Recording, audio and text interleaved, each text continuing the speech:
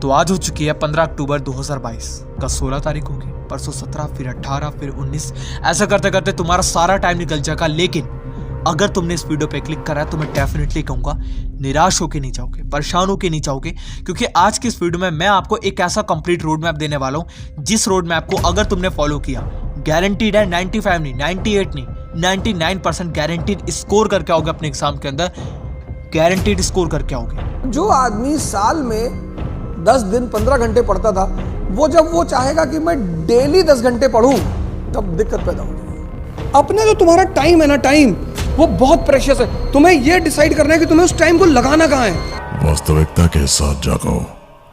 इस श्रापित दुनिया में चीजें ऐसे नहीं चलती जैसे तुम चाहते हो। तो सबसे पहले शुरुआत करेंगे आप लोग की मिस्टेक से, क्योंकि एक बार मिस्टेक पता चल गई तो ऑटोमेटिक है कि स्टडी टिप्स आप लोग के लिए बहुत ज़्यादा आसान हो जाएगी। तो सबसे पहले मिस्टेक है र्यूमर्स में फंस जाना। आपके दोस्त ने, आपके टीचर ने, आपके ट्यूशन वाले ने, किसी ने भी कह दिया कि भाई इस किताब को ले ले, इसी में से गारंटीड क्वेश्चन आते हैं, भाई ये इसी में से आते, तूने ये कौन सी किताब ले ली, तू पागल है क्या, इसमें से कुछ नहीं आएगा, गारंटीड कुछ नहीं आएगा। इन सब चीज़ों के चक्कर में तुम मत फंसना।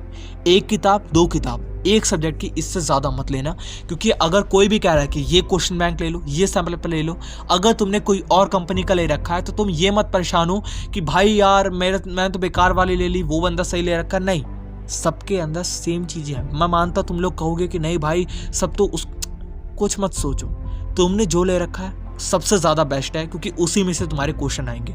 कोई ऐसी बात नहीं है, काफ़ी बच्चे ना वही वाली किताब नहीं, 4-4, 5-5 किताबें ले करके बिल्कुल अच्छा नहीं फोड़ पाते। तुम 2 किताब, 1 किताब, इससे ज़्यादा लेना ही मत, कोई से भी हो। तुम्हारी एनसीईआरटी फिक्स होनी चाहिए, इसके साथ कोई से भी ले लो बस। और दूसरी मिस्टेक है आप लोग की, अपने आप को जज ना करना। हाँ, आप लोग अपने आप को जज कभी नहीं करते। आप लोग कभी भी नहीं देखोगे कि आप लोग कहाँ पर स्टैंड कर रहे हो, क्योंकि अगर तुम इस चीज़ को जान लो तो तुम खाली बैठ ही नहीं सकते।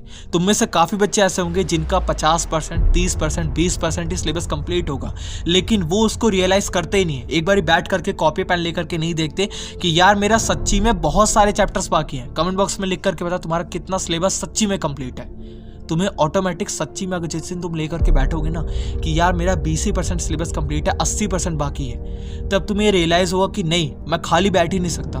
तुम इस चीज़ को जब तक रियलाइज़ नहीं करोगे तुम कुछ नहीं समझ सकते। अब शुरुआत करेंगे आप लोग की स्टडी टिप्स से, और जो स्टडी टिप्स बता रहा हूँ मैं हाथ जोड़ के रिक्वेस्ट करता हूँ इन टिप्स को अच्छे से फॉलो करना। तुम बहुत अच्छे मार्क को स्कोर करके आओगे मेरे भाई। मैं तुम्हें अपना भाई मान के दिल पे हाथ रख के कह रहा हूँ, ठीक है।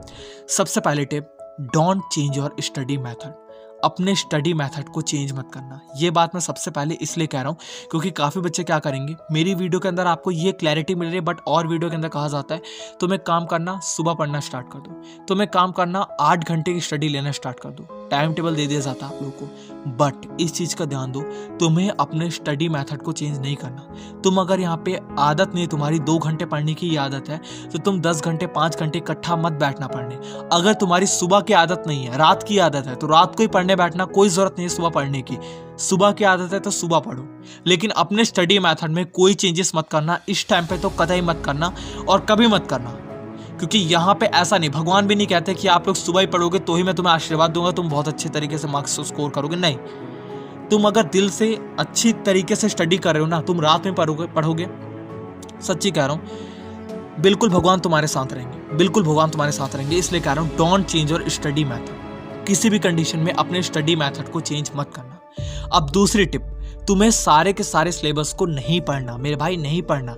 समझे तुम? नहीं समझे? यहाँ पे मैं ये नहीं कह रहा कि सिर्फ 20% टॉपिक को निकालो, नहीं, ये सब तो बात की बात है। सबसे पहली बात है, अभी भी तुम्हें पूरे सिलेबस को नहीं पढ़ना। तुम्हें सिर्फ क्या पढ़ना है? नोट से। तुम सिर्फ नोट से पढ़ोगे, क्योंकि एनसीईआरटी तुम अगर आप पढ़ने जाओगे ना, तुम्हें उसके अंदर बहुत सारे ऐसे बातें होती है ना जो फालतू की लिखी होती है, फालतू की स्टोरी लिखी होती है। चाहे साइंस पढ़ोगे, चाहे तुम यहाँ पे एसएसटी पढ़ोगे, उसके अंदर भी फालतू चीज़ें बहुत सारी होती हैं। उस कंडीशन में तुम उससे पढ़ करके अपने टाइम को वेस्ट करते हो। तो तुम्हें यहाँ पे इस चीज़ का भी ध्यान देना है कि मैं पहले एक बारी नोट्स पे गो थ्रू करूँगा, और नोट्स को पढ़ने के बाद एनसीईआरटी पे जाऊँगा, जिससे मुझे ये पता रहेगा कि एक्चुअल में काम की चीज़ें कौन कौन सी है। अगर फालतू चीज़ आएगी तो मैं उसको स्किप कर सकता हूँ। तो तुम्हें चैप्टर को कंप्लीट करने में बहुत ज़्यादा आसानी होगी, क्योंकि वो फालतू होता है, उसमें से कुछ नहीं आता, उसे समझाने के लिए होता है। तुम आराम से समझ जाओगे। नोट्स पढ़ने के बाद ही, या फिर कोई लेक्चर या फिर कोई वीडियो देखने के बाद ही अपने एनसीईआरटी बुक में गो थ्रू करना, चाहे वो कोई भी सब्जेक्ट हो। इस चीज़ का ध्यान दो। अब मेरी थर्ड टिप है आप लोग की, स्टडी इन ब्लॉक्स। हाँ, स्टडी इन ब्लॉक्स। आपको टुकड़े में स्टडी करनी है, आपको इकट्ठा बैठ करके स्टडी करने की कोई ज़रूरत नहीं है। अगर आपकी यहाँ पे आदत नहीं है 8 घंटे बैठ करके, 1 घंटा बैठ करके, 2 घंटा बैठ करके, 3 घंटा बैठ करके पढ़ने की, तो उस कंडीशन में आप लोग यहाँ पे 45 मिनट, 1 घंटा, 30 मिनट, जो भी तुम्हारी कैपेबिलिटी है उस हिसाब से अपने टॉपिक को फिक्स कर लो कि इतने मिनट के अंदर मुझे इतना टॉपिक को कंप्लीट करना है, और उसके बाद 10 से 15 मिनट का ब्रेक लेकर के फिर से स्टडी करना स्टार्ट करो। क्योंकि अगर तुम यहाँ पे इकट्ठा स्टडी करना स्टार्ट करोगे 2 घंटे 3 घंटे की, तो तुम जो स्टार्टिंग में पढ़ना स्टार्ट किए थे ना 1 घंटे पहले, वो तुम भूलते चले जाओगे, क्योंकि आदत नहीं है माइंड की, तो वो इकट्ठा नहीं ले पाएगा, तो वो पुराना उड़ाएगा और नया भरेगा, इस टाइप से करेगा। अगर तुम यहाँ पे रुक थोड़ा 10-10 मिनट का, 5 मिनट का ब्रेक लेकर के स्टडी करोगे, तो वो ना धीरे धीरे करके तुम्हारे माइंड के अंदर डाइजेस्ट होगा।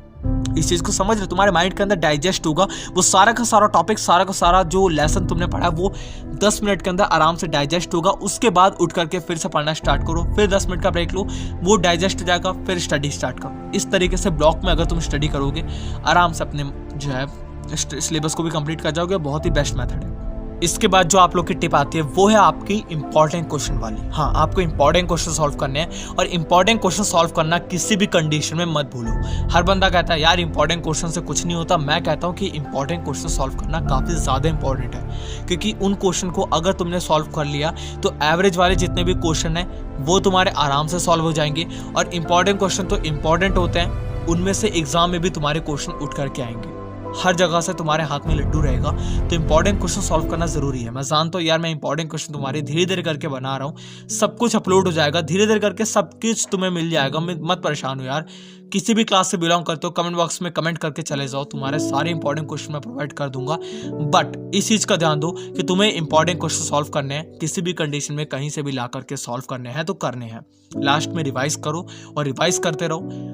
अच्छे मार्क नहीं, बहुत अच्छे मार्क को स्कोर करके आओगे अपने एग्जाम के अंदर। Thank you, all the best. भगवान करे तुम्हारे बहुत अच्छे मार्क्स आए।